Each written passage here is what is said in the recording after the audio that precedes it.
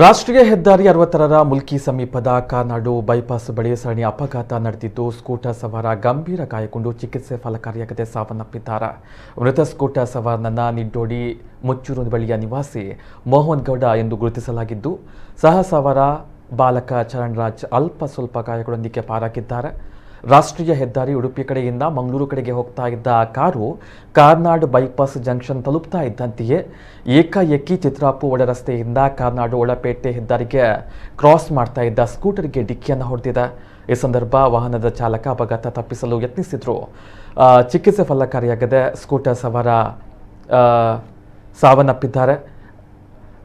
ನವಯುಗ ಕಂಪನಿಯ highway petrol ವಾಹನಕ್ಕೆ ಡಿಕ್ಕಿ ಹೊಡೆದಿದ್ದು ಸರಣಿ ಅಪಘಾತ ಸಂಭವಿಸಿದೆ. ಏಕಾಏಕಿ ನಡೆದಂತಹ ಅಪಘಾತದಿಂದ ಭೀಕರ ಸದ್ದು ಉಂಟಾಗಿದ್ದು, ಹೈವೇ ಪೆಟ್ರೋಲ್ ಕಾರ್ನಲ್ಲಿ ಕುಳಿತಿದ್ದ 4 ಸಿಬ್ಬಂದಿ ಪವಾಡ ಸದೃಶವಾಗಿ ಪಾರಾಗಿದ್ದಾರೆ. ಅಪಘಾತ ನಿನ್ನೆ ಕೆಲ ಹೊತ್ತು ಹೆದ್ದಾರಿ ಸಂಚಾರ ಅಸ್ತವ್ಯಸ್ತಗೊಂಡಿದ್ದು, ಸ್ಥಳಕ್ಕೆ ಟ್ರಾಫಿಕ್ ಪೊಲೀಸರು ಭೇಟಿ ನೀಡಿ ಪರಿಶೀಲಿಸಿದ್ದಾರೆ.